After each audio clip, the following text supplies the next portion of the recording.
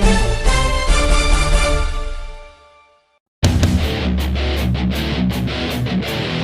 Penistaan agama, apakah Zulhas harus diahokkan dulu?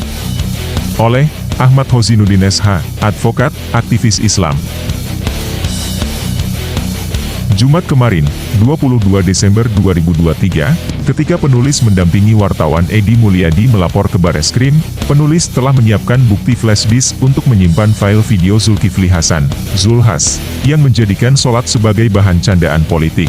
Screenshot beberapa berita kegiatan Zulhas saat Rakernas Asosiasi Pedagang Pasar Seluruh Indonesia di Semarang, juga dokumen keputusan Ijtima Ulama Komisi Fatwa se-Indonesia 7, Majelis Ulama Indonesia tahun 2021. Namun, semua bukti tersebut menjadi tidak bernilai karena tidak dilayani Bareskrim Polri. Sebelumnya, advokat Irfan Ardiansyah dari API Jakarta laporannya juga ditolak. Padahal, dia juga telah menyiapkan transkrip videonya. Dalam keputusan Ijtima Ulama Komisi Fatwa se-Indonesia 7, Majelis Ulama Indonesia tahun 2021, telah dibahas melalui Komisi A tentang dawabit dan kriteria penodaan agama. Di dalamnya tegas, di antara kriteria penodaan agama adalah merendahkan ibadah mahdah sholat. Memang ada sejumlah kriteria lainnya, di urutan pertama adalah merendahkan Allah Subhanahu wa Ta'ala, kemudian Rasulullah Muhammad Shallallahu Alaihi Wasallam, dan Al-Quran.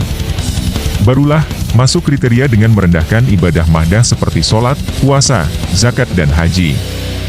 Artinya, dalih penyidik Polri yang mementahkan laporan advokat Persaudaraan Islam, dengan menyatakan kasus Zulhas masih abu-abu itu tak berdasar. Karena fatwa Ijtima Ulama telah menegaskan merendahkan ibadah mahdah sholat termasuk kriterianya. Adapun pandangan yang menyatakan Zulhas bukan menodai agama, hanya bercanda, sebenarnya malah mengkonfirmasi telah memenuhi kriteria menodai agama, karena sholat dijadikan materi candaan termasuk dan terkategori merendahkan. Larangan menjadikan agama, termasuk sholat di dalamnya, sebagai bahan candaan, lucu-lucuan, lawakan dan olok-olok, sudah ditegaskan dalam Al-Quran. Allah Subhanahu wa Ta'ala berfirman yang artinya, dan jika kamu tanyakan kepada mereka, tentang apa yang mereka lakukan itu, tentu mereka akan menjawab, sesungguhnya kami hanya bersenda gurau dan bermain-main saja. Katakanlah, apakah dengan Allah, ayat-ayatnya dan Rasulnya kamu selalu berolok-olok?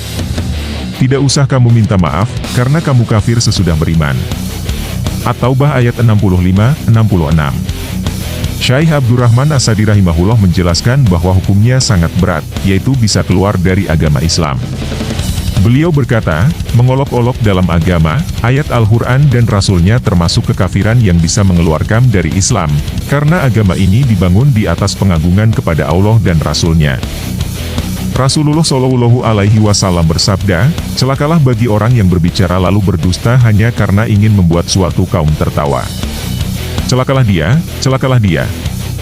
Hadis riwayat Abu Daud nomor 4990 dan Tirmidzi nomor 3315. Syekhul Islam Ibnu Taimiyah menjelaskan bahwa dusta tidak diperbolehkan, baik dalam hal serius maupun bercanda. Beliau menukilkan perkataan Ibnu Mas'ud radhiyallahu an, sesungguhnya berdusta tidak boleh, baik dalam keadaan serius maupun bercanda. Majmu, Fatawa 32, 255, 256. Pernyataan Zulhas soal surah Al-Fatihah dalam sholat tanpa amin dan bacaan tahiyat akhir menggunakan dua jari karena cintanya pada Prabowo, selain memenuhi unsur penodaan agama sebagaimana diatur dalam pasal 156 AKUHP. Juga berpotensi melanggar pasal 14 ayat 1 dan ayat 2 Undang-Undang Nomor 1 Tahun 1946 tentang Peraturan Hukum Pidana, karena menyebarkan kabar bohong yang diancam pidana 10 tahun penjara. Coba, apa tidak bohong klaim Zulhas soal sholat dengan model demikian? Kalau itu menceritakan realitas yang ada di masyarakat seperti klaim Edi Suparno, di mana hal itu terjadi? Kapan terjadi? Di masjid atau musola apa? Maka, jelas suatu kebohongan, jika candaan Zulhas tentang sholat itu, disebut menceritakan realitas atau fenomena yang ada di masyarakat, yang dialami Zulhas. Mengklaim itu hanya candaan, maka Zulhas memenuhi unsur penodaan agama sebagaimana diatur dalam pasal 156 AKUHP. Berdalih itu cerita atau fenomena di masyarakat, Zulhas memenuhi unsur mengedarkan kabar bohong, sebagaimana diatur dalam pasal 14 ayat 1 dan ayat 2 Undang-Undang Nomor 1 Tahun 1946. Sayangnya, hal yang terang benderang seperti ini oleh penyidik Bareskrim dianggap abu-abu. Padahal jelas, merendahkan ibadah sholat terkategori menodai agama, berdasarkan hasil ijtima Komisi Fatwa MUI. Lalu, di mana letak abu-abunya? Muncul kesimpulan.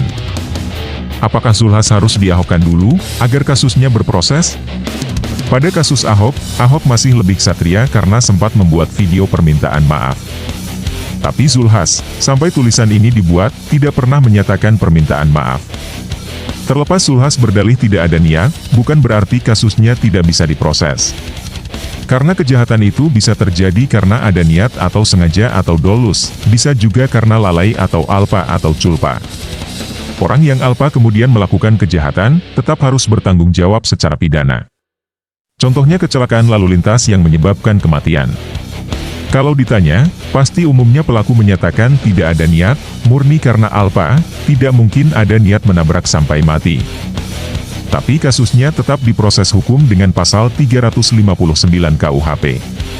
Masya Allah, kenapa sulit untuk mengakui kesalahan, meminta maaf dan bertaubat? Padahal, dunia adalah tempat untuk meminta maaf dan melakukan pertaubatan. Manusia memang tempatnya salah dan lupa. Tapi, manusia tidak pernah dipaksa untuk sombong, dengan enggan meminta maaf dan tetap mengakui diri benar, sampai-sampai melupakan visi untuk taubat di dunia, demi keselamatan kelak di akhirat.